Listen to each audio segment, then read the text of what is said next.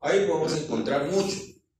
¿Sí? En la médula ósea evidentemente hay valores altos de hierro concentrado, porque esto de ahí no se va a necesitar para formar las nuevas células, los nuevos glóbulos rojos, o sea, la serie roja. Entonces lo podemos encontrar mucho. Pero así como hay depósitos, hay también vías por las cuales el hierro normalmente se pierde. Aproximadamente 1 o 2 miligramos por día se pierde de hierro. Con la descamación de las células del tubo digestivo, por ahí se pierde.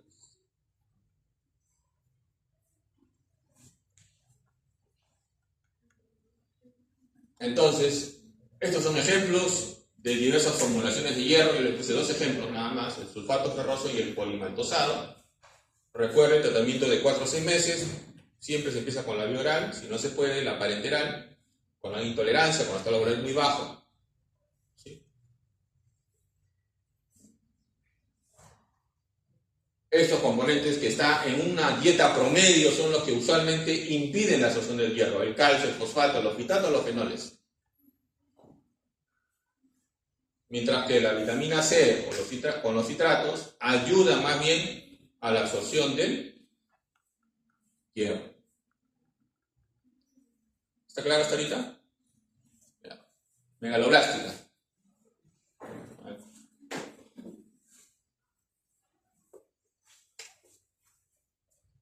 Ya les había adelantado. Es una anemia en la que van a ustedes a identificar que el volumen corpuscular está elevado, más de 100. Entonces le hacen un frotis de lámina periférica, se agarran una gotita de sangre, la ponen en una lámina, la extienden y lo ponen en el microscopio en aumento. Y miren que los glóbulos rojos están grandes. Ya van viendo que acá hay una macrocitosis. Entonces decimos, acá tenemos una anemia megaloblástica. Si junto a eso vemos que la hemoglobina está baja.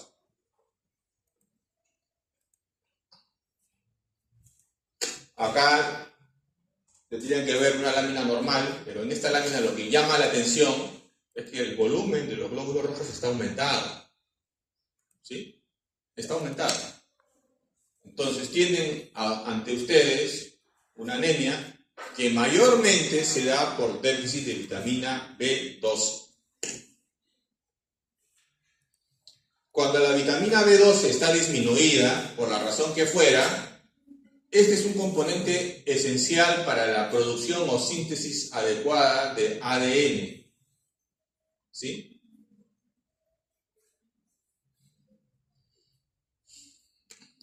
Entonces, cuando no hay o hay poco vitamina B12, la hematopoiesis, o en este caso la eritropoiesis, va a ser ineficaz. ¿Sí? Entonces la serie roja se va a disminuir. Pero, como la vitamina B12 también se necesita para la formación de plaquetas, para la producción de glóbulos blancos, pudiera haber que no solamente haya anemia, pudiera haber que haya plaquetopenia, o también, ¿qué cosa? Leucopenia, o sea, valores bajos de glóbulos blancos. Entonces, cuando las 3 series están disminuidas, ¿cómo se llama eso? ¿Cómo se dice todo? ¿Su raíz latina? Pancitopenia. Entonces, la anemia forma parte de una pancitopenia. Y un déficit de vitamina B12 puede dar lugar a ella. ¿Está bien? Pero no solamente la vitamina B12, que es lo más frecuente. El ácido fólico es el otro causante de anemia megaloblástica cuando están valores disminuidos. ¿Y dónde está la vitamina B12? A ver, pregunto. ¿Mucho dónde está? En las carnes rojas.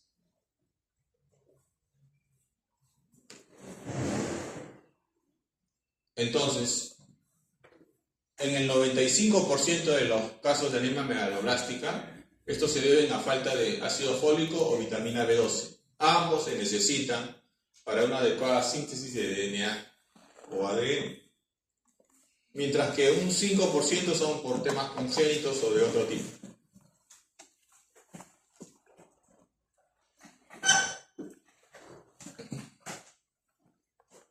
Ahora, cuando hay anemia megaloblástica debido a falta de B12, los síntomas no solamente son hematológicos, o sea que uno esté pálido, no es solo eso. La B12 es un componente normal para que la transmisión neurológica, la transmisión a nivel de la sinapsis de la vía neurológica del paciente sea normal. Entonces pueden también haber síntomas neurológicos en la persona. Si el tema va haciéndose cada vez más severo, pueden haber también alteración de las funciones superiores. La persona ya no piensa bien, se cansa, se desorienta, se queja de adormecimiento, nosotros lo llamamos parestesia en los miembros inferiores, ¿sí? Está pálido. Sin embargo, le toman un valor de sangre, una muestra de sangre y la hemoglobina está grande, el glóbulo rojo está grande en cuanto a volumen. ¿Se dan cuenta? Lo paradójico. Sin embargo, le miden la hemoglobina, ese está bajo. Pero le miden el volumen y ese está grande. Entonces, ergo, las alteraciones hematológicas van con mucha frecuencia junto a manifestaciones neurológicas, lo que les estoy diciendo. Cuando el problema es falta de B12. No se olviden, por favor. Entonces, ¿cuál es la causa más frecuente? Falta de dieta. ¿Cuánto niño podrá comer carne de cuando en cuando en este país un poco más pobre en este año que otros? Ya lo deben haber escuchado todos, ¿no? En los reportes del INEI y otros indicadores que han estado publicando en estas semanas en los medios de comunicación. ¿Sí? Aquí ven cómo la vitamina B12 cuando es ingerida con algún alimento no se absorbe directamente. ¿Saben cómo se hace para que pueda absorberse? Tiene que unirse a una molécula llamada factor intrínseco. ¿Y quién produce el factor intrínseco? Las llamadas células parietales, que como recordarán, espero, es una célula especializada que está en el tubo, en la cavidad gástrica y que produce muchas cosas, además de iones cloro, ¿no? Que lo conocemos más por el tema de la acidez, mayor o menor. También produce factor intrínseco. Entonces hay enfermedades neoplásicas, que puse un ejemplo, pero también hay autoinmunes. ¿A qué me refiero? Que hay, así como les puse el ejemplo de que hay anticuerpos que pueden destruir los glóbulos rojos, hay anticuerpos que pueden destruir las células parietales. Entonces, como no hay células parietales, no hay factor intrínseco. Como no hay factor intrínseco, ¿se va a poder absorber la vitamina B12? No. Entonces tú le puedes dar 1 kilo de carne todos los días, todo tú comer, le mides hemoglobina, baja, el volumen corpuscular de la célula del glóbulo rojo aumentado. Entonces, ¿cuál es la solución? Terapia de reemplazo. Primero, antes de la terapia de reemplazo, ver si hay anticuerpos contra las células parietales. Me conviene por qué, ¿no? Para ver si esa es la causa. Y sí, existe esa prueba. Se pide anticuerpos contra células parietales. ¿Están aumentados? Ese es el problema. Ya está. Entonces, se le comienza a dar de forma permanente a la persona vitamina B12 por un esquema X y se soluciona el problema. La persona comienza a rendir nuevamente, ya no tiene adormecimiento, recupera la fuerza, las funciones superiores y tenemos un paciente compensado, aliviado. Recuerden, no es el tema, pero mejor lo digo ahora. Ustedes cuando sean profesionales de la salud, cuando sean médicos, la mayoría, ¿sí? Van a aliviar, van a controlar, van a compensar a los pacientes que acuden a ustedes por ayuda. A muy pocos vamos a curar. Son la minoría, por si acaso. Sépanlo, o recuérdenlo, o digieran ese mensaje que les estoy diciendo. Vamos a buscar compensarlos, aliviarlos, controlarlos. A una menor parte los vamos a curar. Entonces, ya pusimos el ejemplo que el factor intrínseco producido por las células parietales se necesita sí o sí para que la vitamina B12 que ingresa por los alimentos sea absorbido y cumpla con su función. ¿Dónde es que se absorbe el complejo? Factor intrínseco, vitamina B12, es en el ilio. Porque si bien la célula parietal está en la cavidad gástrica, no es en el estómago mismo donde se absorbe. Ese complejo sigue avanzando y es en el ilio donde va a ser absorbido. Y miren acá, al lado derecho, es un proceso normal en el la médula ósea, ante presencia adecuada de vitamina B12 o ácido fólico, forma sus diversos componentes, célula madre, por eritroblasto, normoblasto, reticulocito y finalmente eritrocitos en ese tamaño y volumen, ese color. Pero cuando hay una anemia megaloblástica, porque falta uno de estos dos, ¿cómo saben los glóbulos rojos? Miren el tamaño, el volumen está aumentado, ¿no? Miren el número, está disminuido. ¿Se da cuenta? Creo que es la última de esta parte. Y el ácido fólico, el otro causante, aunque en menor grado que la vitamina B12, igual se da por deficiencias, se asocia con frecuencia al déficit de fierro. O sea, una persona no tiene buen aporte de hierro y tampoco hay de ácido fólico. ¿Sí? Hay varios medicamentos que interfieren con la absorción de ácido fólico. ¿Sí? Y cuando vamos a prescribir a alguien que tiene anemia megaloblástica, imaginemos que ya hicieron su investigación de la causa principal, lo que les he dicho ya varias veces, empieza pues a tratar la anemia megaloblástica. Entonces tienen que darle, ¿qué cosa? Vitamina B12. Está la forma de cianocobalamina, hidroxicobalamina. Lo tenemos en vía enteral y en vía parenteral. Usualmente la presentación por boca es para administración sublingual. Ojo, sublingual. Cuando hablo de vía parenteral me estoy refiriendo a un uso intramuscular. Pero algo que quiero decirles acá, busquen usar fármacos que tengan solo vitamina B2, porque hay una barbaridad tremenda de componentes multivitamínicos que también tienen vitamina B2. Hemos visto tremendos pomazos más grandes que uno que venden en las farmacias, o ya ni siquiera son en las farmacias, en muchos lugares, en los gimnasios, en los spas, ya en mercado negro, por todos lados, ¿no? O que un familiar de cuando en cuando se va a Estados Unidos, a no sé dónde, y trae, mire, me han regalado esto, me te he traído esto, hijito, hijita, tío, tía. ¿Sí o no? A veces me ha asustado los fracasos que hay en la farmacia. Y ahí hay de todo, todas las vitaminas y B12. Tenemos que ser selectivos, racionales, ustedes como profesionales de la salud. El tratamiento de una hipovitaminosis tiene que ser específico, una vez demostrado. No se le da, entre comillas, por si acaso. ¿Comprenden? No se le da por si acaso. Se le da cuando ya confirmaron de que le está faltando ese componente. Puede ser vitamina B12, puede ser ácido fólico, puede ser, no sé, vitamina D, que es el tema de ahora, y otros. No al revés, porque las situaciones de hipervitaminosis, alguien estará pensando en la vitamina C seguro, cada vez lamentablemente son más frecuentes y son también dañinos. Ahora hay más que antes. Entonces no caigamos en eso.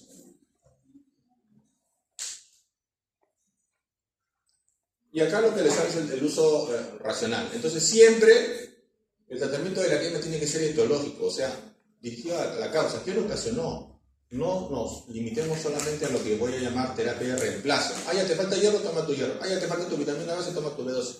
Y me olvido que hay detrás. Porque tal vez, porque si no lo hacen, en muchos casos esa persona o personas van a perder la oportunidad de ser salvadas, de extirpadas o curadas de una enfermedad. Porque llegó en el momento, pero ustedes, por una mirada muy superficial, no se percataron. ¿Sí? Ahora, hay muchos fármacos que pueden producir anemia megaloblástica. Muchos. Hay muchos del grupo, ¿saben de qué? De los diversos tratamientos que se curan en diversas neoplasias, o sea, los tratamientos oncológicos. Entonces hay mucho nombre raro acá, pero en general entiendan eso, que la terapia oncológica tiene entre sus componentes muchos que producen interferencia en la absorción de los componentes necesarios para que el glóbulo rojo se forme normal, y como no se da esto, pues se produce anemia meganeoplástica. Están los análogos de las purinas, las pirimidinas, está el muy conocido, creo, metrotexate, que muchos pacientes con enfermedad no solo oncológica, sino reumatológica o inmunológica usan. Pero uno de los efectos del metrotexate es que impide el metabolismo normal en la vía de absorción de uso del ácido fólico. Entonces, ¿qué va como resultado? Pues anemia meganeoplástica. Luego también tenemos la pentamidina, trimestoprim, que es un antibiótico, como recordarán, ¿sí? Que también interfiere con la síntesis o el uso, perdón, del ácido fólico. ¿Se entendió? Entonces, ese es el manejo de, en general, el síndrome anémico. ¿Sí? No se olviden, muchachos. Primero identificar la causa y luego la terapia de reemplazo. No vayamos directo a la terapia de reemplazo. Ahora falta otra clase más chiquita.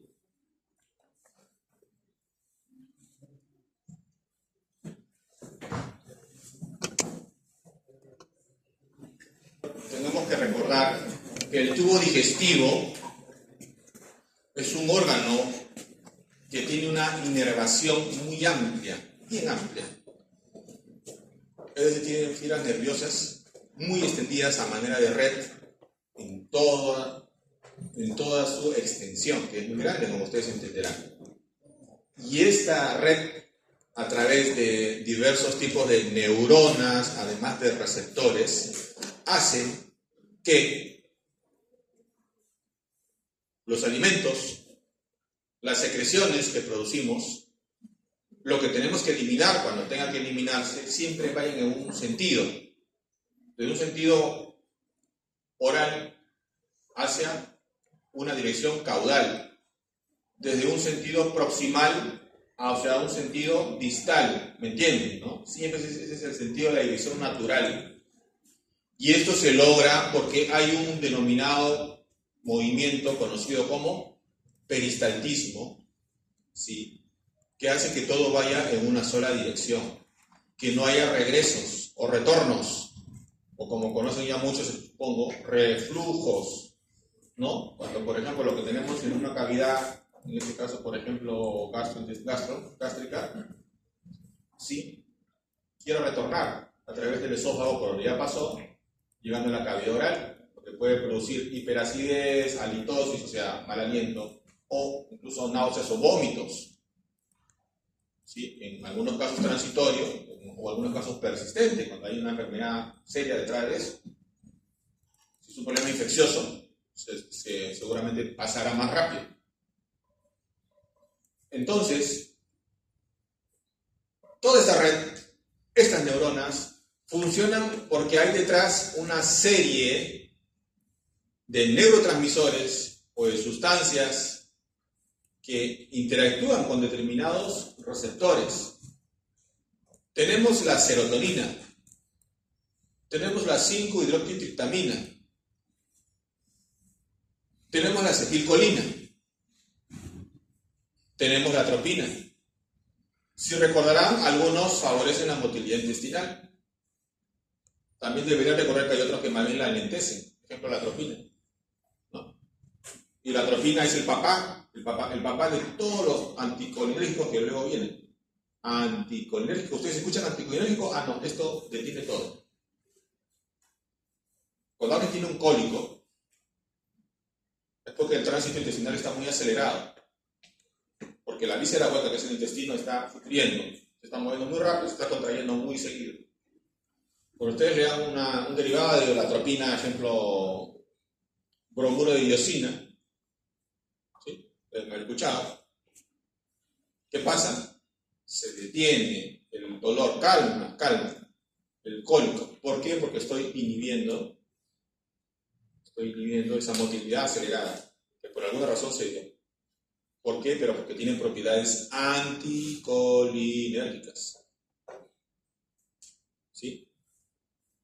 Entonces, esta situación es lo normal, esa es la fisiología que hace que tenga que haber una sola dirección del movimiento intestinal, como les estaba comentando.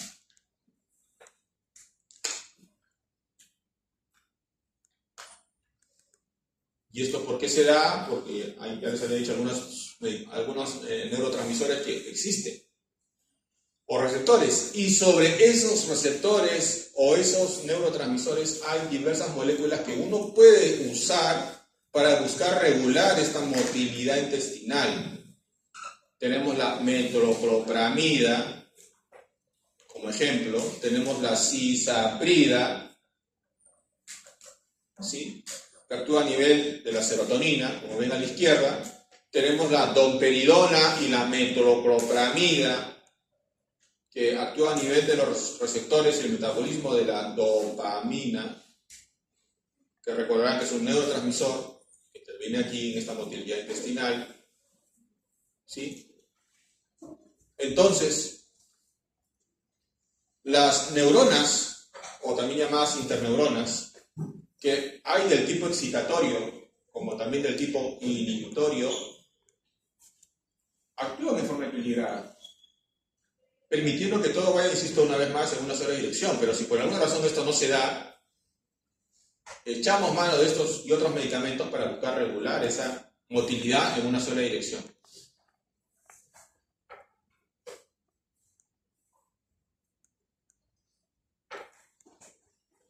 Entonces, cuando alguien tiene un vómito, vayamos a un tema ya, un síntoma muy común, es porque una serie de mecanismos se han activado. Tenemos un denominado centro del vómito, y este centro del vómito puede ser activado, despertado de lo que estaba dormido, estable, sin molestar,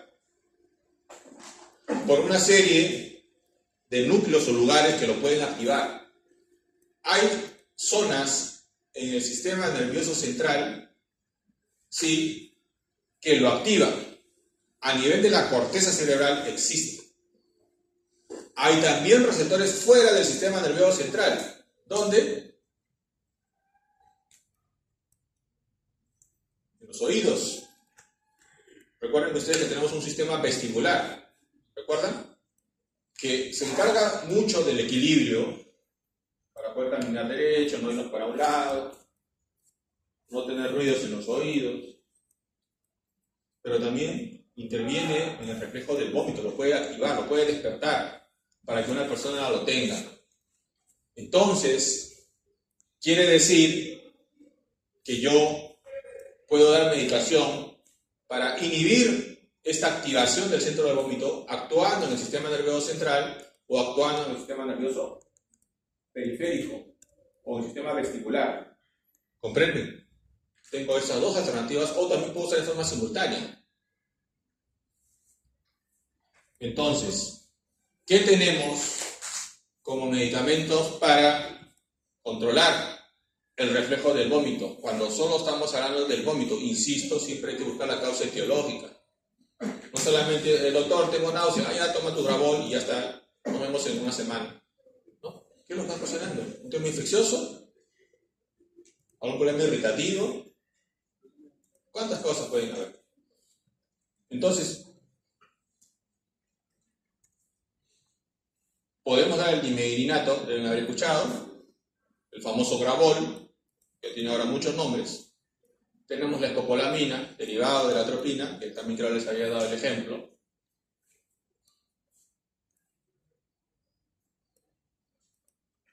Tenemos también medicamentos que podemos usar a nivel de la presión intracraneal. ¿A qué me refiero? Hace un rato dije que la corteza cerebral también puede activar el reflejo del vómito. ¿A qué me refiero? Cuando el cerebro, por alguna razón, se edematiza, se aumenta el volumen, eso también activa un reflejo del vómito de origen central. Entonces, personas que por alguna razón tienen la presión dentro del cráneo incrementada, dicho más técnicamente, presión intracraneal o hipertensión intracraneana aumentada, ¿sí? Eso también es una causa de que alguien presente vómitos. Entonces, gente que tiene un tumor en el cerebro, o que ha tenido un sangrado en el cerebro, o un isquemia grande en el cerebro, puede también vomitar. ¿Está bien? Y ahí la causa, el gatillo, es un sector del sistema nervioso central. Personas que sufren de vestibulitis, lo que les decía, el sistema vestibular que está fuera del cerebro, pero lo tenemos por aquí, ¿sí? Podemos también tener náuseas o incluso vómitos acompañados de otros síntomas.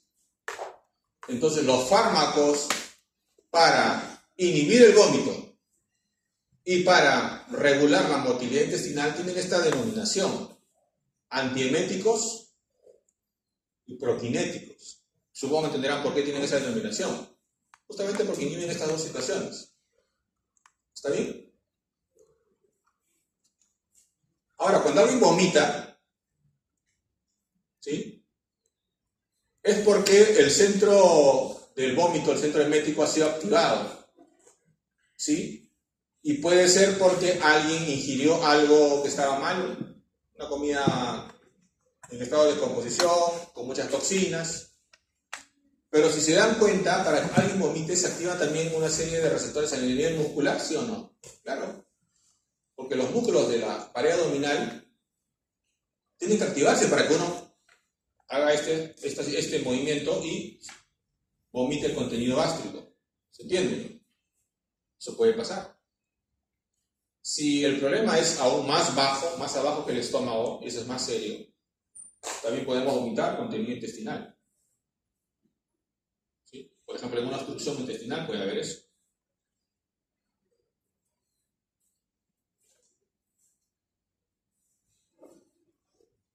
Entonces, hay muchos lugares donde el reflejo del vómito puede activarse, puede estimularse.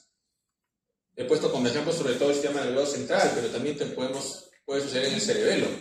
Tenemos atrás el cerebro.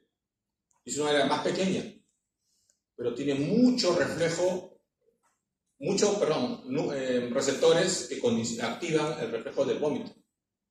Entonces, en un área más pequeña, cuando hay daños más pequeños ahí, es mucho más fácil que uno tenga reflejo del vómito de origen central.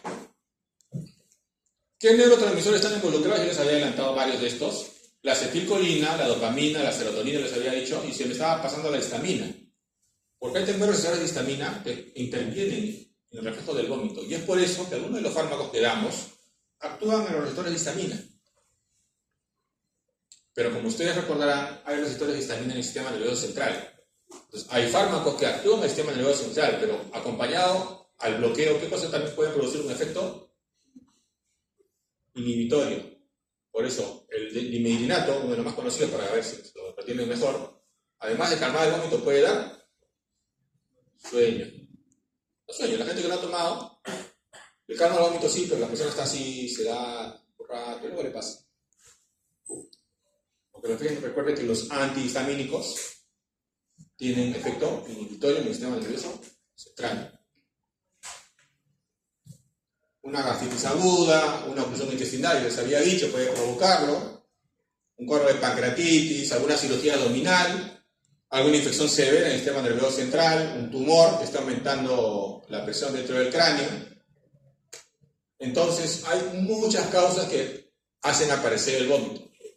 Pero, si sabemos que hay esto, entonces, si bien el tratamiento sintomático sirve, es importante, también tenemos que conocer la causa de los vómitos, igual que en el caso de la anemia. Entonces, los fármacos antieméticos que tenemos, entre los primeros, los antagonistas de la 5-hidroxitriptamina, que les había mencionado, que interviene acá, el ondansetrón, granisetrón, tropicetrón, diazolacetrón y paranocetrón. Los dos primeros los tenemos, este también, los otros que están acá, no. Los antidopaminérgicos, les mencioné la dopamina, que también interviene. Tenemos las denominadas fenotiacinas, las butirofenonas, las benzamidas. ¿Han escuchado la metoclopramida, el famoso trimperam, muy conocido? Deben haber escuchado algunos. Esto sobre todo actúa también como un prokinético. Ya saben, cuando escuchan prokinético es porque busca regular la motilidad intestinal para que vaya en un solo sentido, ya hemos hablado de eso. ¿Sí? Tenemos los antihistamínicos, acá hay un ejemplo, la difeniramina, pero hay otros también. Recuerden, su efecto sedante que va acompañado a su efecto antiemético. Tenemos también benzodiazepinas, diazepam muy conocido, midazolam, que si bien calman el vómito, evidentemente se recordarán que son inhibitorios por excelencia del sistema nervioso central, entonces dan sueño, somnolencia, ¿sí? Derivados de los cannabinoides, la cisaprida que lo mencioné, y otros grupos menos importantes.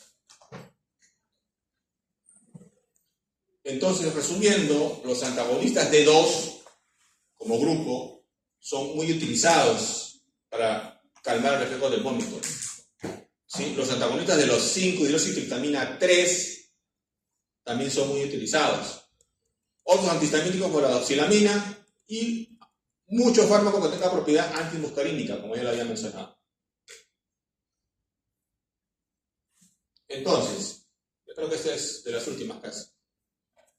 Pues clase corta. Cuando una persona tiene náuseas por problemas vestibulares, porque tiene también trastornos en la marcha, los receptores sobre los cuales hay que actuar son los que responden a la histamina y la acetilcolina. Entonces, ¿qué debemos dar? Un antihistamínico o un anticolinérgico. Listado, ahí está, dimidrinato, la difeniramina, la escopolamina o la meficina. De eso seguramente los más conocidos debe ser el dimidrinato, supongo yo, y la escopolamina, ¿no? Son los que más hemos conocido o escuchado o tal vez usado.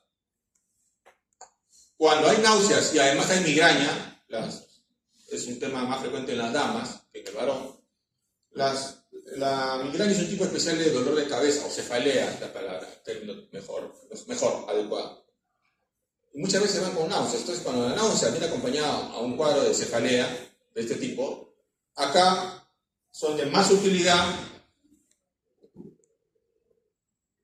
usar drogas que antagonizan el efecto de la dopamina. A la cabeza, metoclopramida, tenemos la domperidona, la topromacina, prometacina. Algunos de estos cada vez se ve con menor frecuencia. Si la náusea o el vómito es por un tema infeccioso, aquí el receptor sobre el cual se tiene que intervenir más es sobre la serotonina. Entonces están ¿quiénes? Los antagonistas de los receptores HT3, 5-hidroxitriptamina 3. ¿Quién está sobre todo? El nacetrón y toda su familia.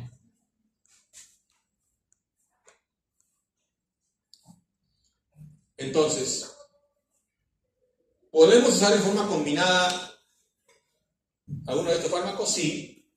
El AGA, que es la Asociación Americana de Gastroenterología, dice que podemos utilizar en forma conjunta antihistamínicos y anticolinérgicos. Los antihistamínicos son de los más utilizados. Aunque no parezca, el dimidrinato, ¿no?, que más lo tenemos en la cabeza como para la náusea por el vómito, también es un antihistamínico. Más tenemos como antihistamínico, ¿no?, la loratadina, cetiricina, ¿cierto?, ¿no? Pero no tenemos muy en mente de que el dimidrinato tiene este efecto particular de calmar el reflejo del vómito activado. ¿Sí?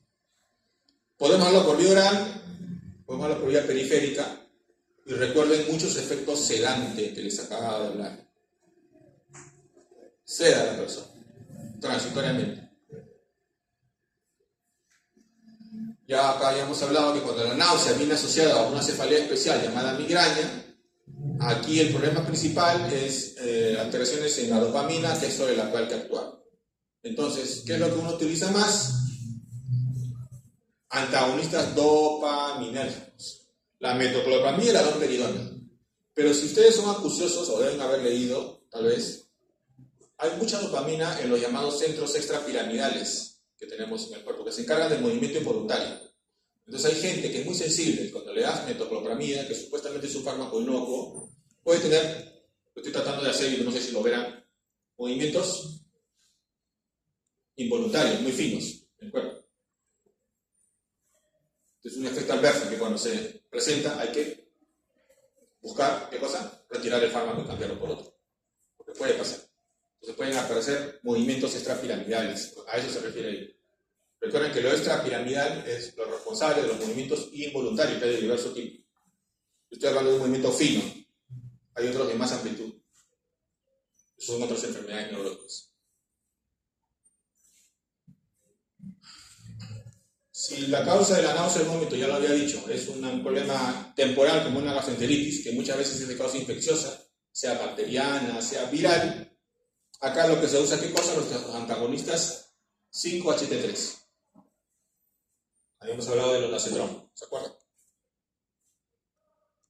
La lista que hemos hablado, yo no lo voy a mencionar otra vez, porque están algunos como las 12 o 13. ¿Sí?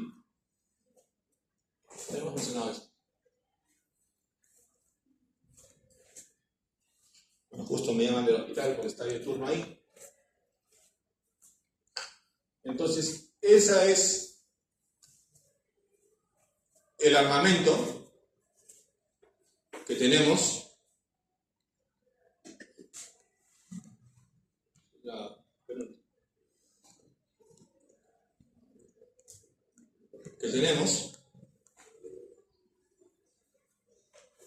Para los cuadros de náuseas, vómitos y de alteraciones en la motilidad gastrointestinal. ¿Alguna pregunta, por favor, de cualquiera de los dos temas?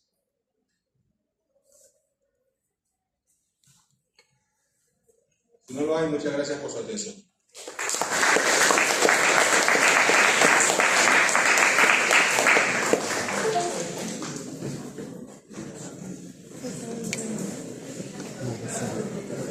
¿No? Hay una disminución de la función células beta pancreáticas y donde prácticamente pues se dice que la diabetes tipo 2 entre aproximadamente el 50% de células beta ya no están funcionando, ¿no?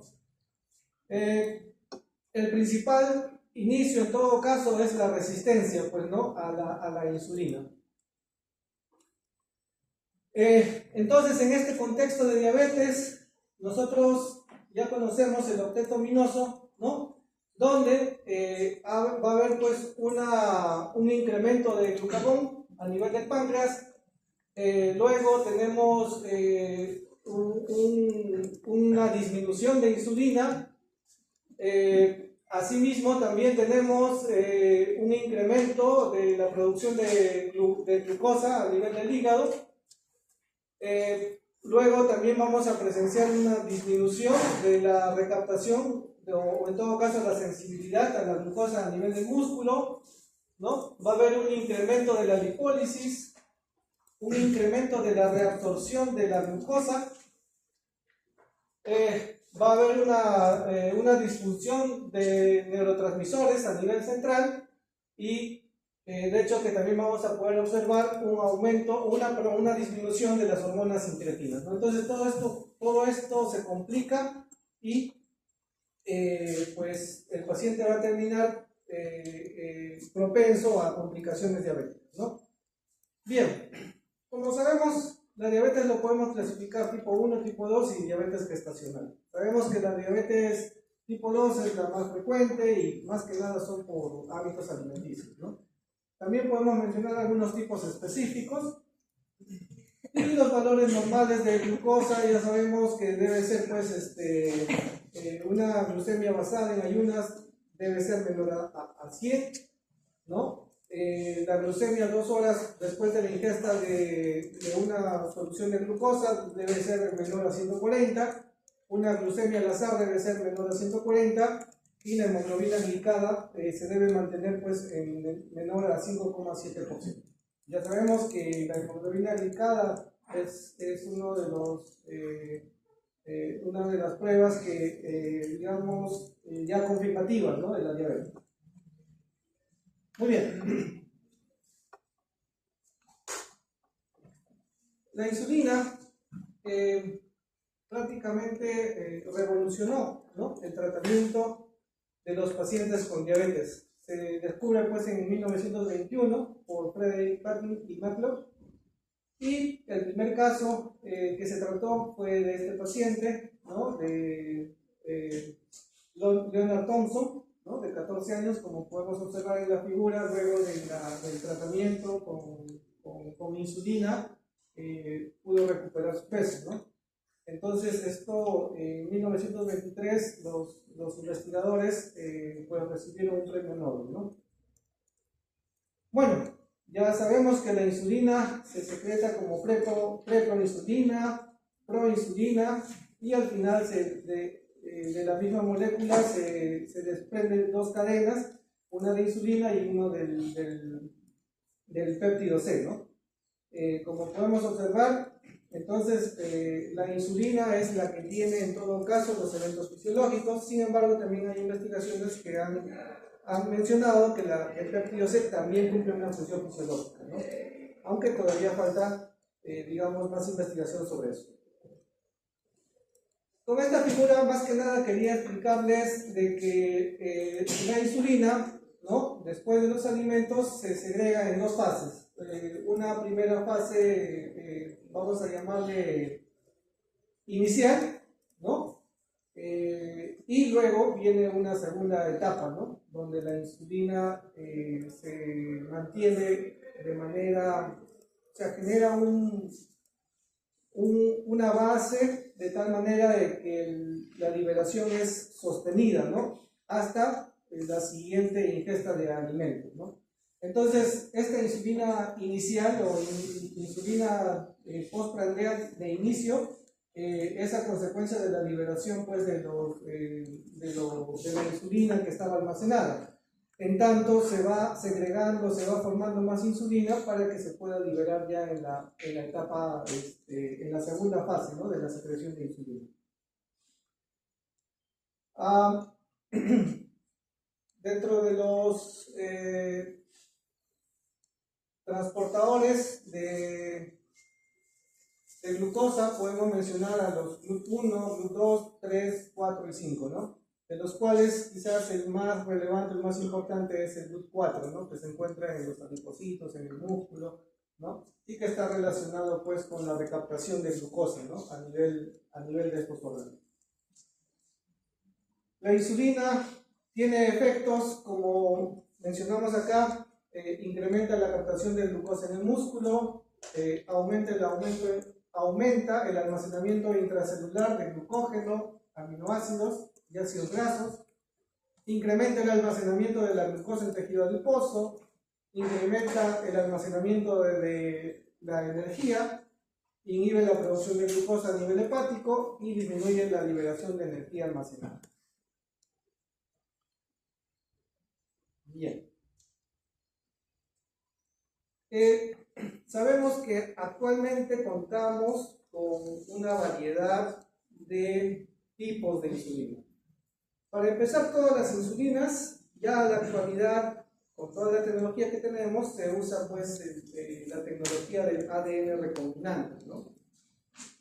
Todas estas insulinas han tenido o han pasado por esa tecnología, ¿no? Solo que las que son idénticas a la insulina, vamos a decir a la insulina nativa, son, pues, la insulina regular y la insulina NPH, por eso son conocidas como insulinas humanas, ¿no?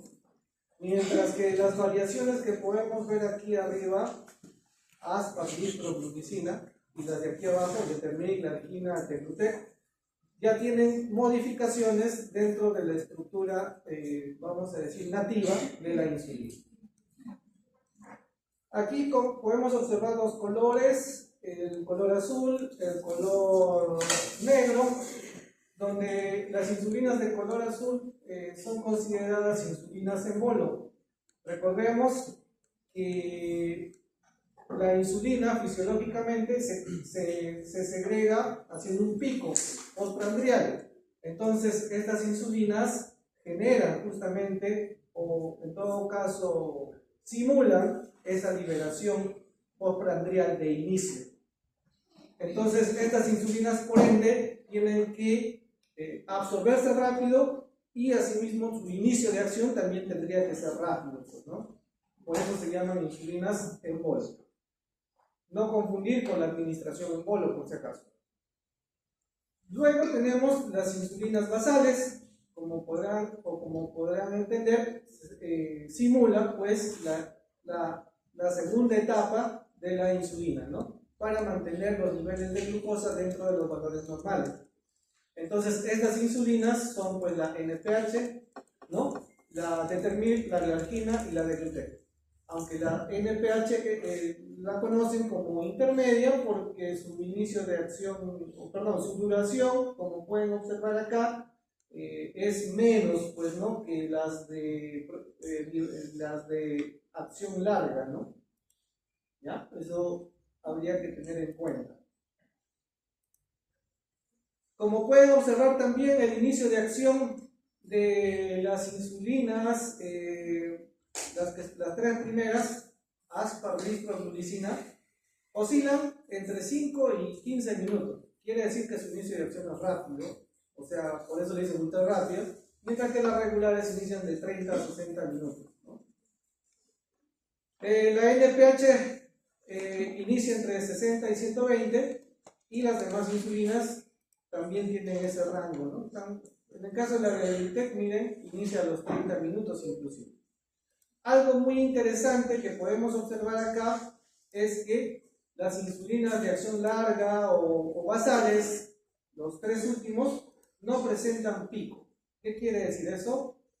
Que esta segunda liberación de insulina no va a ser pues un pico que va, digamos, producir una hipoglicemia, ¿no? Entonces, esto es lo interesante de las insulinas de última generación de acción larga, ¿no?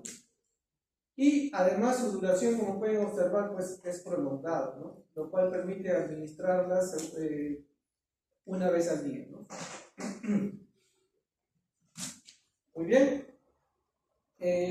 Esta figura básicamente nos representa las estructuras en las que se encuentran, o sea, las insulinas, la insulina humana, ¿no?, generalmente son hexámeros, pentámeros, ¿no? Se encuentran, digamos, unidas y van a formar varias moléculas, y dependiendo, pues, si forman, por ejemplo, hexámeros, la absorción, ¿no?, va a ser más lenta, y si se está en forma de monómeros, su absorción va a ser más rápida, ¿no? Entonces, la lispro, por ejemplo, ustedes pueden observar aquí que es un monómero, por lo tanto se absorbe rápido. La NPH y la insulina regular son dímeros, ¿no? Y la glargina y la determir son pues hexámeros, ¿no? Por lo tanto su absorción es más lenta. Entonces depende de su conjugación, es la absorción. Entonces, justamente ahí está el punto donde las modificaciones, ¿no?, como las ultrarrápidas o las ultralentas, pueden tener variaciones. Bueno, ya mencionamos a la insulina regular, su inicio de acción más rápido, de 30, en este caso 30 a 45 minutos.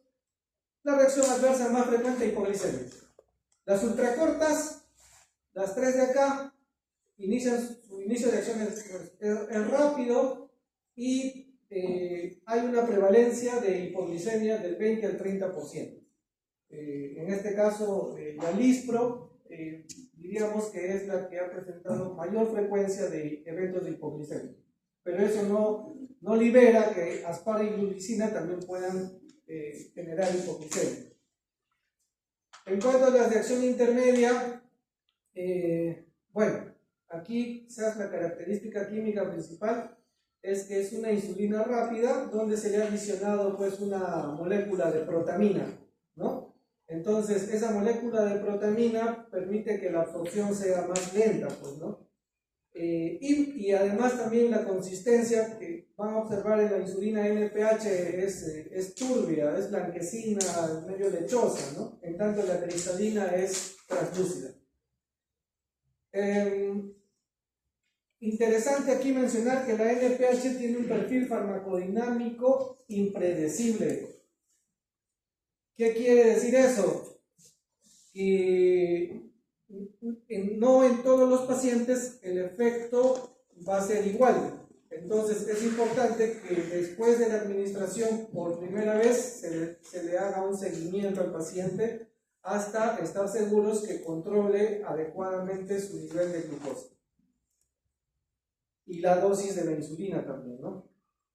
Esta insulina se puede mezclar con insulina regular, lisprosparto, glulicina, y es una insulina que se puede usar también en el embarazo. Está categorizado como B, ¿no? En uso en gestantes. Esta insulina también se puede usar en pacientes con diabetes tipo 2 cuando, digamos, no responden al tratamiento de otros fármacos antihiperglicemiantes, ¿no? A pesar de que es una insulina de acción intermedia, noten aquí que por lo mismo que es impredecible, entonces tiene muchas posibilidades de hipoglicemia.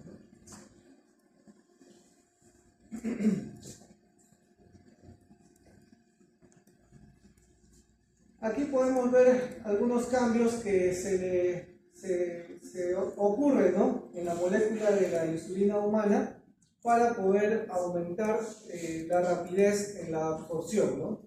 Por ejemplo, aquí tenemos que la insulina SPART, ¿no?, a nivel del ASP, a nivel de la asparagina, ¿no?, modifica por el ácido aspártico, ¿no?, y eso facilita la absorción más rápida de la insulina. La lispro, a nivel de la lisina y la protamina, hacen un cambio de ubicación, ¿no?, y esto también como consecuencia genera una mayor absorción de insulina. En el caso de la glulicina, cambia a la valina por la lisina, y eso también ocurre o favorece una absorción más rápida. Bueno, aquí más que nada este artículo para comparar la eficacia, vamos a decir, entre las tres insulinas rápidas, aspar, glulicina y la aspar, la lispro y la glulicina. Bueno, esto es un estudio en una base de datos de pacientes de Alemania, ¿no? Lo interesante de aquí es la cantidad, ¿no?, de pacientes que fueron considerados, 42.736, esta base de datos del 2004 al 2020. Se puede observar, en resumidas cuentas, se observó sí mayor lipodistrofia con glulicina, mayor cetoacidosis leve con glulicina y menor hipoglicemia con glulicina. Sin embargo, estos resultados, al ser comparados con la aspar, con la lispro, no se identificó, o en todo caso no hubo diferencia significativa, ¿no? Entonces podríamos decir, según este estudio, sé que es una base de datos de Alemania, pero de todos modos podríamos inferir de que no hay mayor diferencia en cuanto al efecto de estas insulinas. Entonces la decisión más que nada depende del tipo de paciente, depende de la experiencia del médico para poder prescribir cualquiera de estas insulinas y además poder mezclarlas, si es que es necesario, con una insulina NPH. Tenemos la insulina glargina, ¿no?, que ya está dentro de la categoría de las insulinas largas. Ojo que aquí la glargina hay dos presentaciones, o dos formulados, de 100 unidades por mililitro y de 300 unidades por mililitro. La evidencia ha mostrado que ambos tienen casi el mismo efecto, es decir, se logra controlar el nivel de glucosa con estos dos tipos de formulados.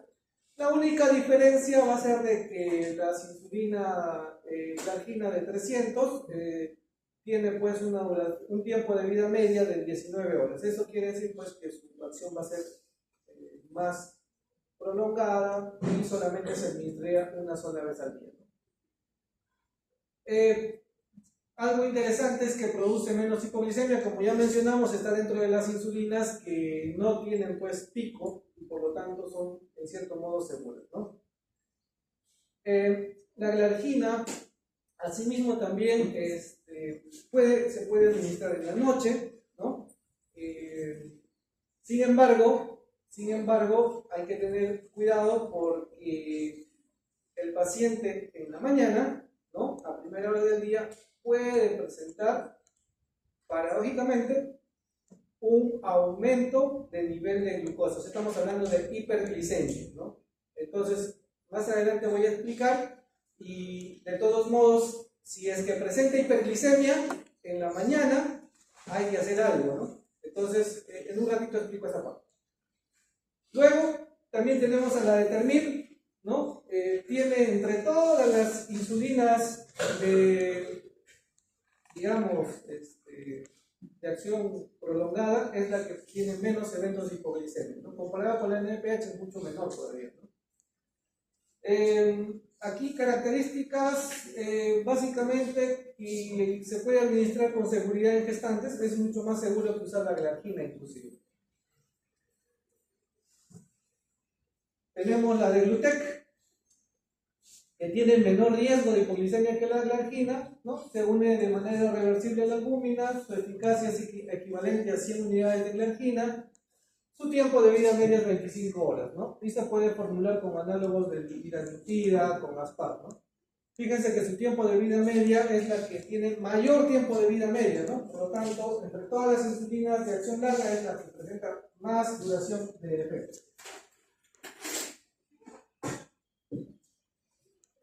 Bien, aquí en esta figura podemos observar los cambios, ¿no? La insulina de glargina, como podemos observar, sustituye. En este caso la de Glutec más bien aumenta, o en todo caso incluye, ¿no? Moléculas, como en este caso la gluticina, y la de determin hace lo mismo, ¿no? Bien.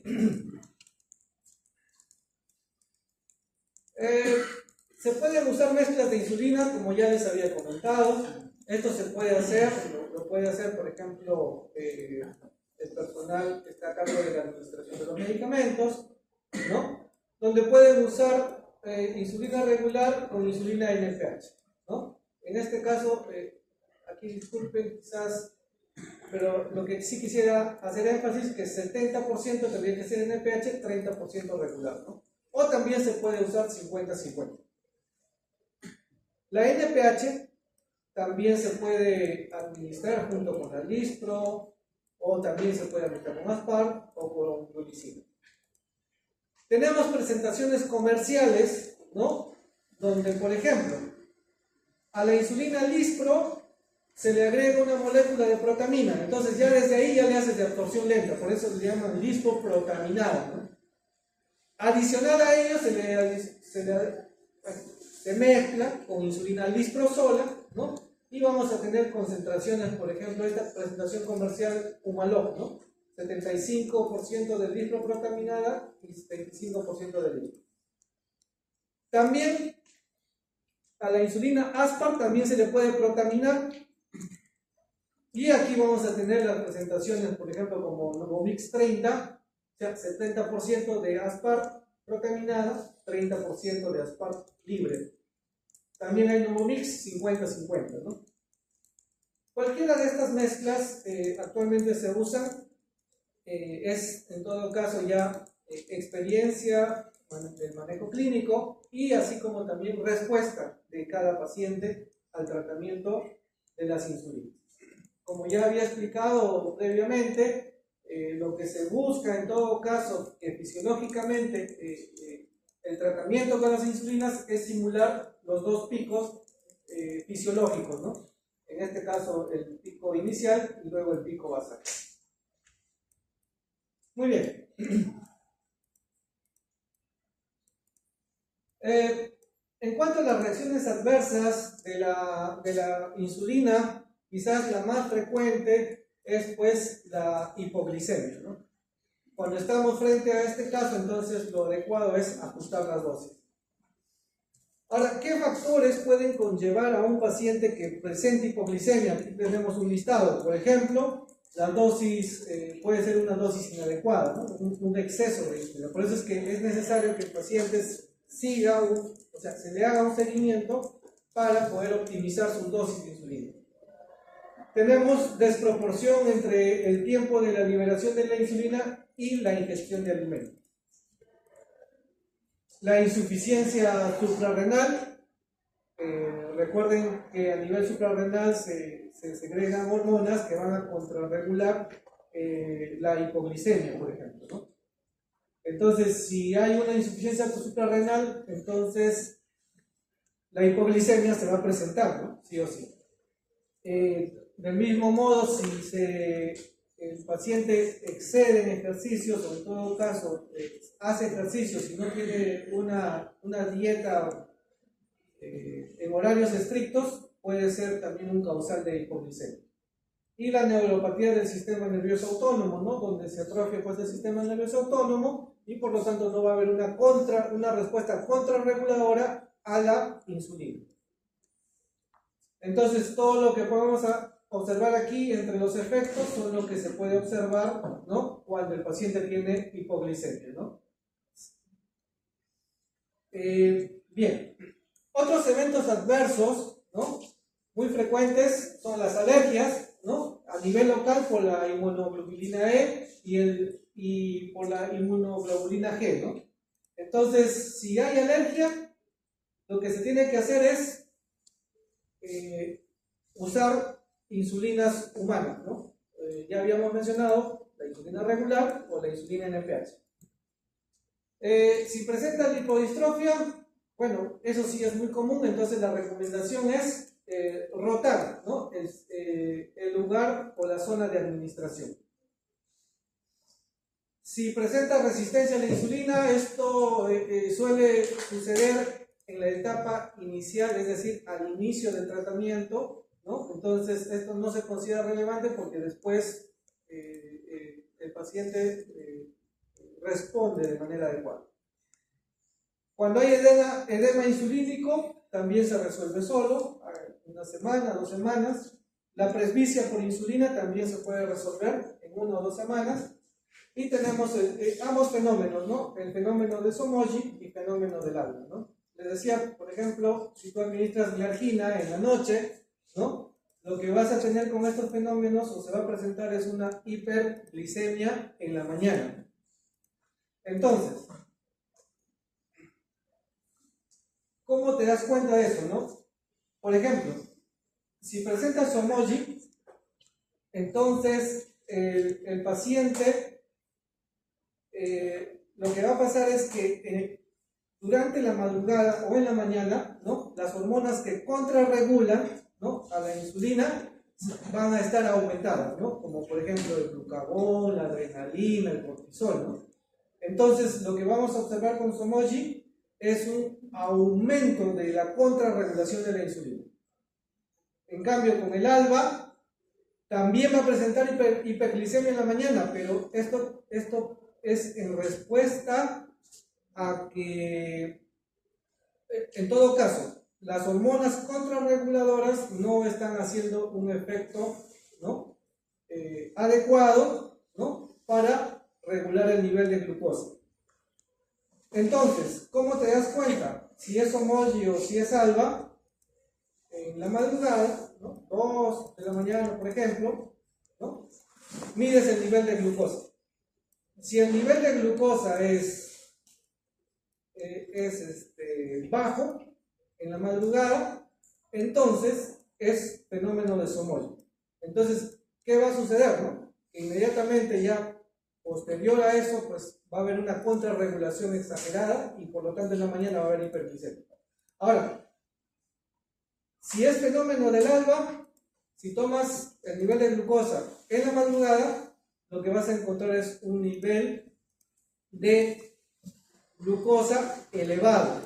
Por lo tanto, en este tipo de pacientes se tendría que aumentar la dosis, ¿no? O sea, quiere decir que la dosis de insulina no está siendo suficiente, ¿no?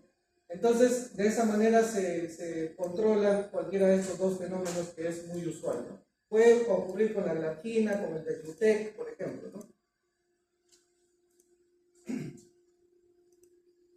Bien. En diabetes 2 también se pueden usar las insulinas, como ya habíamos mencionado, sobre todo pues cuando hay resistencia a los tratamientos antidiabéticos, ¿no? Muy bien.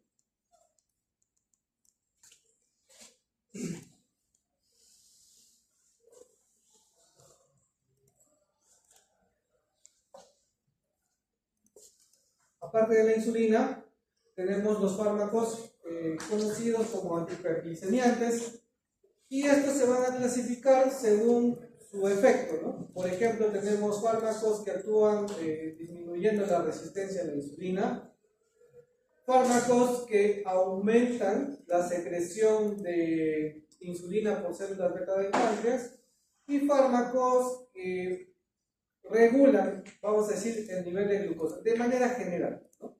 Entonces aquí estarían este grupo de fármacos. Bien, en primer lugar, las liguanidas. Acá tenemos a la metformina. Como ya sabemos, la metformina, este es un mecanismo quizás clásico, vamos a decir, de la explicación cómo la metformina actúa, ¿no? Llega del hepatocito a la mitocondria, en la cadena respiratoria, bloquea, ¿no?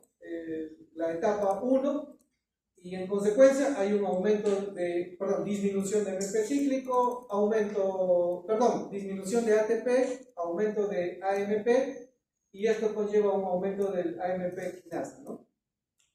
En consecuencia, tendríamos una restricción calórica. Como hay una disminución del ATP, vamos a tener como un evento adverso la acidosis láctica, ¿no? Producto de la producción de ácido láctico.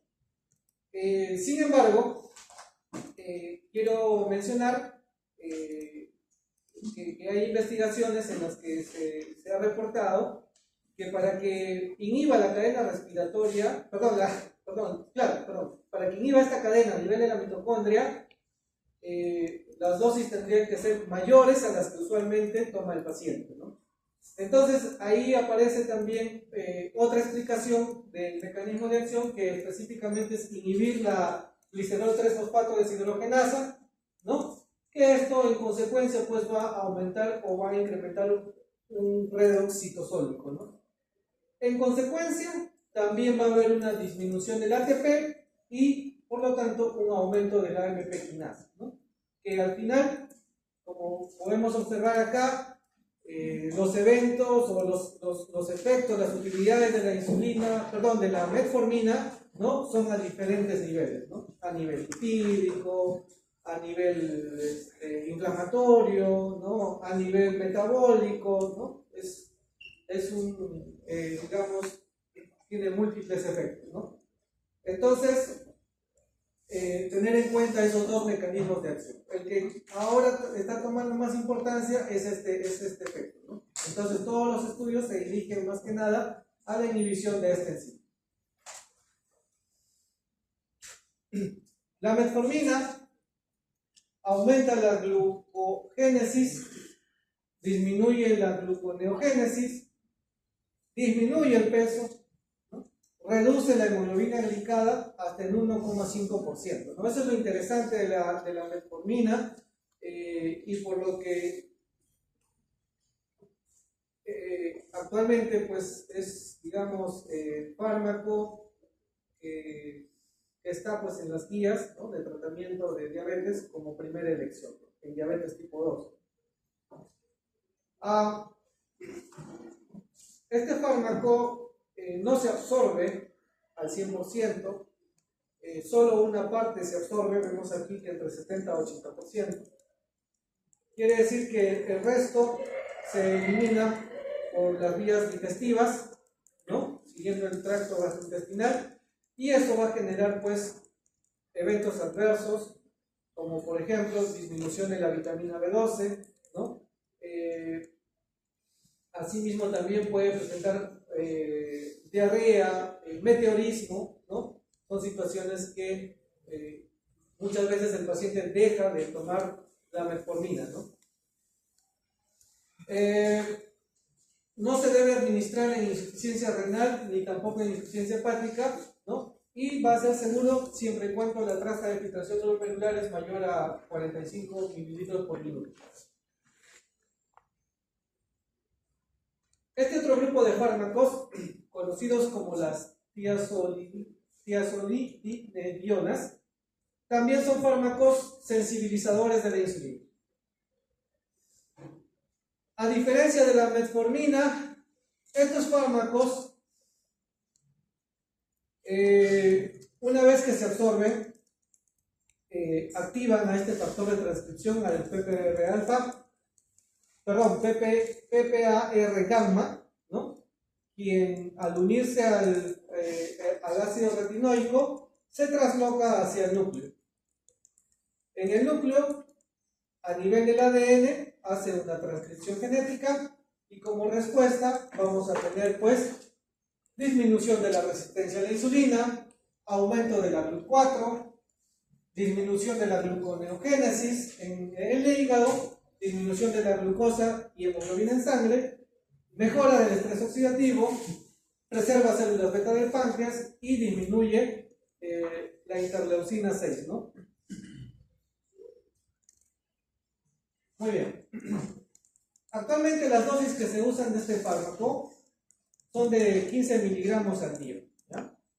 Fíjense, aquí hay evidencias, estudios clínicos como Periscope, Chicago, Iris, Proactive, que han mostrado pues la eficacia de la rosiglitazona, así como la pioglitazona. Se llegó actualmente a la conclusión de que la dosis de 15 miligramos al día es una dosis segura. Ahora, ¿cuál fue la alarma de la pioglitazona, la rosiglitazona? Es eso, el riesgo de cáncer de vejiga, ¿no? Se había reportado pues en muchos pacientes que tomaban de manera constante estos fármacos, habían presentado cáncer de vejiga, ¿no? Entonces esto un poco que relegó el uso de este tipo de fármacos. Sin embargo, vuelvo a repetir una vez más, acá tenemos la dosis de 15 miligramos que sí ha presentado o ha evidenciado ser seguro. Este estudio, ya, el que estoy acá presentando, ha mostrado, si bien es cierto, es un metaanálisis, ¿no? Donde hay un riesgo a cáncer de vejiga, nótense aquí, un OR de 1.64, ¿no? Pero eso es siempre y cuando la dosis acumulada de pioglitazona fuera mayor a 28 gramos en 12 meses a 24 meses. Entonces, ¿qué quiere decir eso? Que tendría que el paciente haber tomado 38,8 miligramos en 24 meses, ¿no? Es decir, 38,8 miligramos al día durante 24 meses. Entonces, ahí sí estamos, fíjense la dosis con la que se maneja actualmente, ¿no? Entonces, lo que se optó es disminuir la dosis, ¿no? Ahora, asimismo también en este metaanálisis se observó que los pacientes que alguna vez tomaron, ¿no? No hubo riesgo de cáncer de vejiga. Entonces, esto también lleva a la recomendación de que el médico debe evaluar, ¿no? Por ejemplo, en el caso que el paciente no responda a la metformina, podría considerar como insulino sensibilizador a la rosiglitazona o pioglitazona, ¿no? Pero haciendo un debido seguimiento al paciente. ¿Faltan investigaciones? Desde luego que sí. ¿Faltan investigaciones acá en Perú a nivel clínico de la rosiglitazona, pioglitazona? Desde luego que sí, ¿no? Entonces es un motivo de llamado a que se tenga que investigar más en esta área en pacientes de nuestro país. Bueno, por otro lado tenemos las sulfonilurias. Bueno, ya sabemos que las sulfonilurias llegan a la célula beta del páncreas, ¿no? Bloquean el canal de potasio, ingresa el calcio, se libera insulina. Lo interesante aquí es que las sulfonilurias aumentan la secreción de insulina, aumentan la secreción de somatostatina, disminuyen la liberación de glucagón, la hemoglobina glicada disminuye hasta un 2%. Si comparamos con la metformina es 1.5%, ¿no? Y algo muy bonito, disminuye los productos de glicación avanzada, ¿no? Entonces, justamente por eso es que controla muy bien la hemoglobina glicada. Lo malo es el efecto adverso, pues, ¿no? La hipoglicemia, ¿no?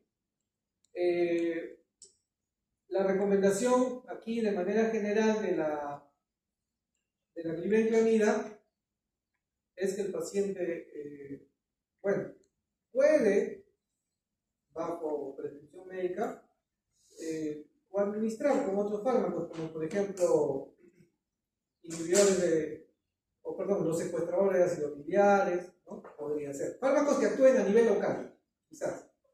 Pero sustancias químicas, productos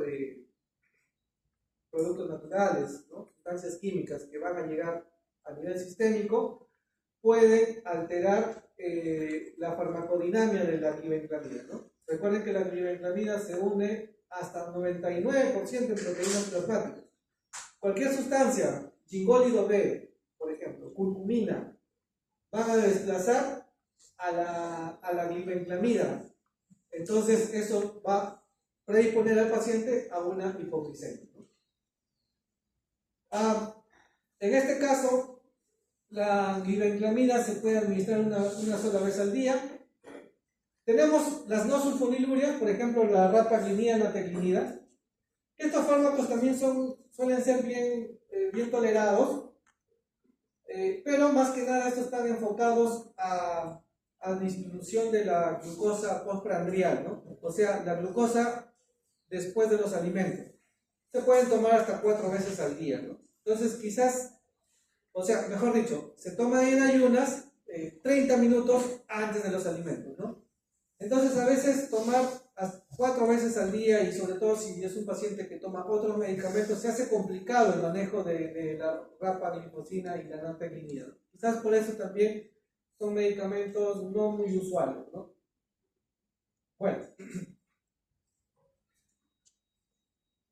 también quería aquí mencionar que el aumento de peso, ¿no? Es un evento adverso muy común de la glibenclamida. De las no sulfonilurias también hay un leve aumento de peso, ¿no? Bien.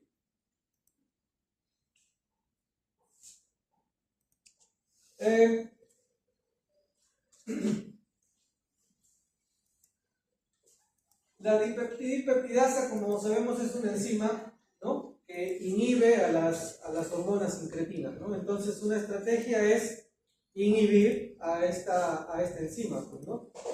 Justamente en esta categoría, los fármacos que inhiben a esta enzima, pues como consecuencia van a tener un aumento, ¿no? De las hormonas incretinas.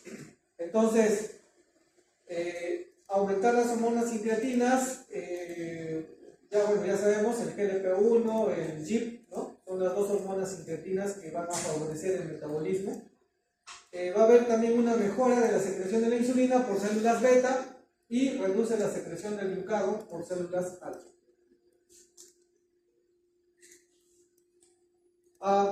Estos fármacos, como pueden observar, el control de hemoglobina glicada es apenas del 6 al 7%, ¿no? Entonces eso nos lleva a que se puedan asociar o pueden coadministrarse, por ejemplo, con metformina o pioglitazona, ¿no? Para manejar, en todo caso, para el manejo adecuado de la diabetes, ¿no? Se unen a proteínas plasmáticas dependiendo del tipo de molécula. La glitina es la que se une más. Su tiempo de vida media también varía dependiendo de la molécula. Se metaboliza apenas, se excreta 80% renal hasta 94%, bueno, por milis, en el caso de la glitina. Tiene un bajo riesgo de hipoglicemia, pueden presentar pancreatitis aguda, infección de vías respiratorias, cefalea, riesgo cardiovascular, y además está contraindicado si la tasa de filtración glomerular es menor a 30. Sin embargo, la linagliptina, ¿no? Esta de acá, tiene menor posibilidad de agravar, ¿no? En casos de insuficiencia renal, ¿no? Entonces, por lo tanto, es seguro en pacientes que tienen pues una tasa de filtración de menor a 30. Muy bien. También podemos mencionar a los fármacos que son agonistas de los receptores del GLP-1, ¿no? Como bien sabemos, el GLP-1 es una hormona incretina que se estimula, ¿no? cuando ingerimos alimentos a nivel del intestino. La hormona incretina se va a unir a sus receptores, ¿no? Aquí están estos receptores. Estos receptores pueden estar en el páncreas, en el mismo intestino, en el cerebro, en el hígado, ¿no? Entonces, por lo tanto, es un fármaco, o mejor dicho, activar a los receptores GLP-1 tiene muchos eventos favorables, ¿no? Fíjense aquí, el receptor del GLP-1, ¿no? Se une, se va a producir adeniciclasa, se va a fosforilar, se va a formar AMP cíclico. El AMP cíclico va a aumentar la producción de proteína quinasa A. Esto va a favorecer el ingreso del calcio. El calcio va a llegar o se va a traslocar inclusive hasta el núcleo de la célula. El factor de transcripción CREB, producto de tanto de la proteína quinasa A y el calcio, se va a unir, ¿no? Y va a hacer una transcripción a nivel del ADN, ¿no? Y esta transcripción va a resultar en ¿qué? En un aumento de la secreción de insulina, por ejemplo, ¿no? Entonces vemos que estos fármacos agonistas del GLP-1, ¿no? Van a tener muchos efectos. Disminuye el glucagón, aumenta la insulina, ¿no? Aumenta la sensibilidad de insulina en el adipocito, en los músculos, disminuye la producción de glucosa en el hígado, disminuye la hiperglicemia postprandial, disminuye el vaciamiento gástrico. El paciente va a tener o va a sentir una saciedad, ¿no? Producto de la activación de estos receptores, ¿no? A nivel del hipotálamo también va a activar estos receptores y en consecuencia va a haber una disminución del apetito, ¿no? Producto de la disminución del apetito, pues se ha demostrado, bueno, básicamente en estudios clínicos ha habido evidencia de que hay una disminución de peso, ¿no? Por eso que estos fármacos, en cierto modo, están indicados, bueno, en sí su indicación principal es para pacientes diabéticos con sobrepeso, pero no solamente para eso, o sea, no es para bajar de peso, que lamentablemente se viene usando de manera inadecuada, ¿no? Los estudios que actualmente se vienen realizando, como el SURPASS 1, 2, 3, 4, 5, están enfocados en pacientes que tienen diabetes y que tienen sobrepeso, ¿no? En esos casos se pueden usar estos fármacos, ¿ya? Entonces, este fármaco tiene una historia bien interesante. Acá lo que ustedes pueden ver en la figura es el demonio de Gila, es un reptil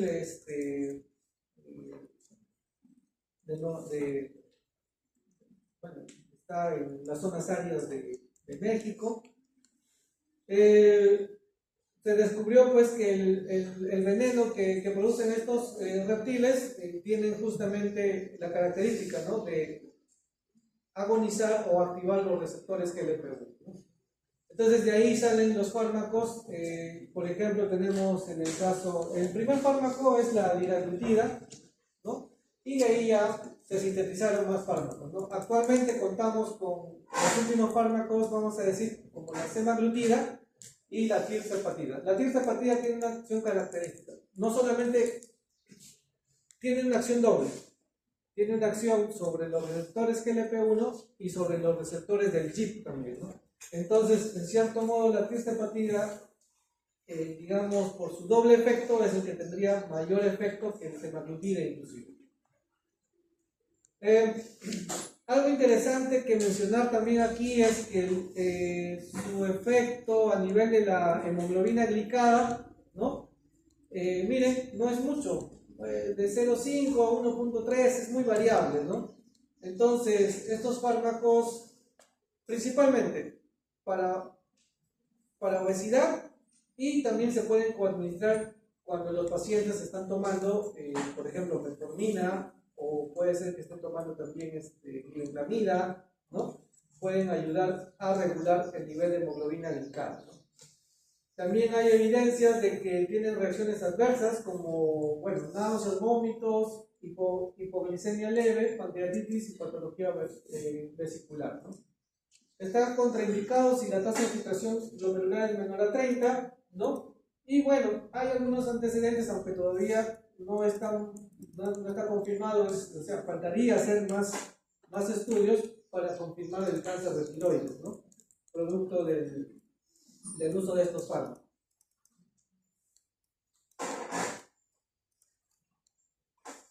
Muy bien.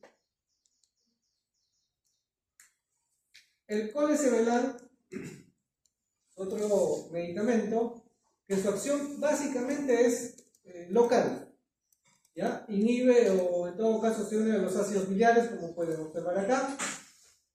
Cuando secuestran a los ácidos biliares, entonces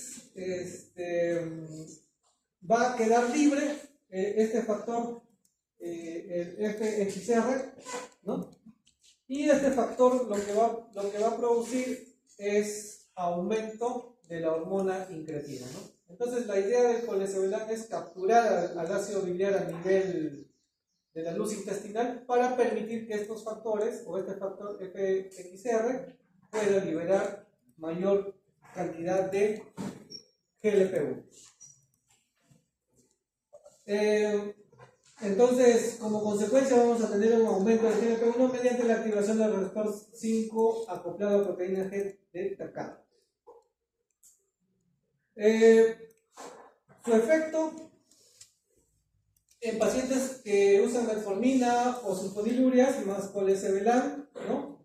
Aumenta la disminución de la hemoglobina glicada del 0,5 al 1%, ¿no? Como ya mencionamos, no se absorbe y por lo tanto puede producir reacciones adversas como estreñimiento, náuseas, dispepsia, aumento de triglicéridos. Disminuye la absorción de vitaminas liposolubles y interactúa obviamente con bioetilamida y anticonceptivos. La carbosa es un fármaco que también actúa a nivel local, aunque una pequeña parte puede absorberse, ¿no? Entonces puede generar efectos o eventos adversos sistémicos también, pero no es mucho. Inhibe la alfa-amilasa pancreática y la alfa-glucosidasa intestinal. Disminuye la degradación del almidón, sacarosa y retrasa la absorción de glucosa y fructosa, ¿no? Entonces se usa para prevenir la progresión de diabetes mellitus 2, ¿no? Para disminuir la hiperglicemia postprandial, para disminuir la insulina plasmática y mejora la resistencia a la insulina. Este fármaco asimismo también puede presentar reacciones adversas como flatulencia, diarrea, dolor abdominal, ¿no? Y bajo riesgo de hipoglucemia. No se debe usar en enteropatía inflamatoria, ¿no? Y tampoco en trastornos intestinales, ¿no? Como su opción es local, entonces puede agravar esta situación.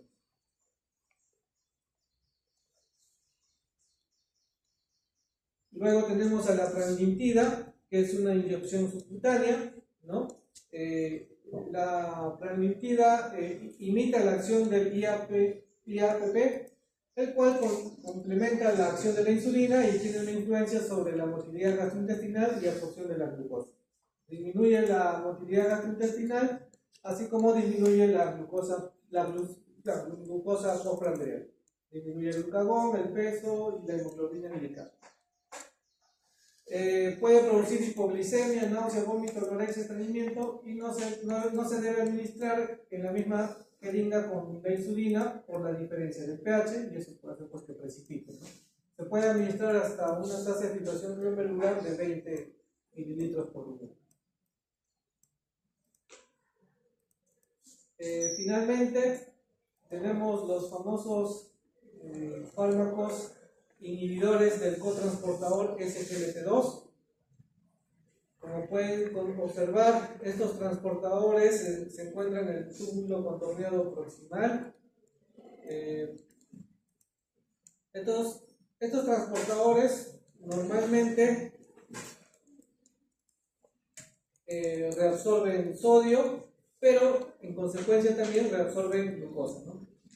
Se ha demostrado que en pacientes que tienen diabetes o incluso también en la hipertensión, estos transportadores, o sea, se aumenta la expresión proteica de estos transportadores. Quiere decir en todo caso que aumenta la producción de estos transportadores en los pacientes con diabetes, en los pacientes con hipertensión.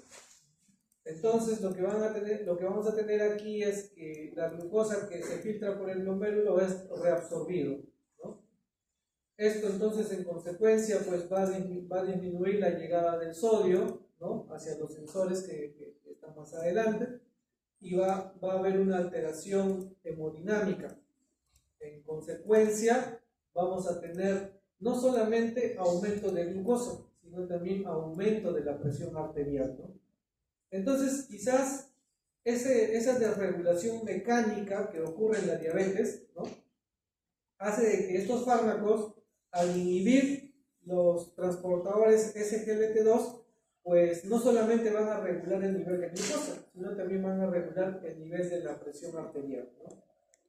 Van a ayudar a que el glomérulo, en todo caso, restablezca, ¿no?, su función, bueno, sobre todo la llegada y la salida de sangre, ¿no?, en el glomérulo se va a regular, ¿no? De esa manera entonces el sistema renina-angiotensina también va a volver a su estado inicial. Eso quizás es la explicación más, digamos, que actualmente tiene fuerza para decir que los inhibidores SGLT2 son fármacos que van a ayudar a proteger, por ejemplo, el riñón en los pacientes con diabetes, ¿no?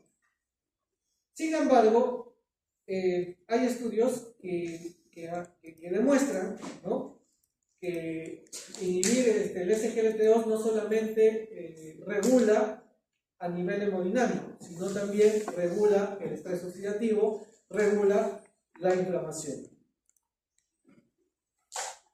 Bueno, ahí tenemos los SGLT2, los más usuales, los más representativos, de los cuales acá en Perú se usa mucho la dapagliflozina. Quizás lo más, el punto que más quizás limita el uso es su accesibilidad, ¿no? Son todavía medicamentos que son un poco caros. Como ya mencionamos, tienen un efecto protector cardiovascular, renoprotector, disminuye la hemoglobina glicada. Noten que tampoco se comparan ni a la metformina ni a la nimetanida, por lo tanto se pueden coadministrar, por ejemplo, con metformina, se puede coadministrar con insulina.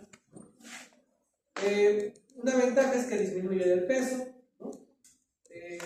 Bueno, la farmacocinética es variable según el tipo de molécula.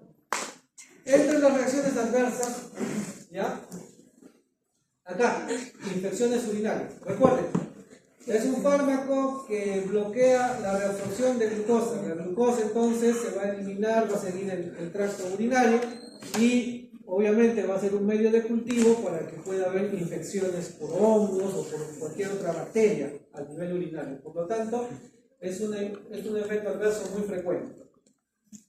También puede ocurrir también la fragilidad ósea. Se ha reportado algunos estudios, pero todavía son incipientes. No incipientes, sino muy poca población como para decir que sí produce fragilidad ósea. Aunque el mecanismo tampoco no está explicado, ¿no?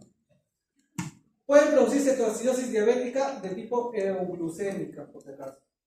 Precaución, no administrar en pacientes con menor a 30, ¿no?, de tasa de filtración glomerular. Como vemos aquí, entonces, como había mencionado, los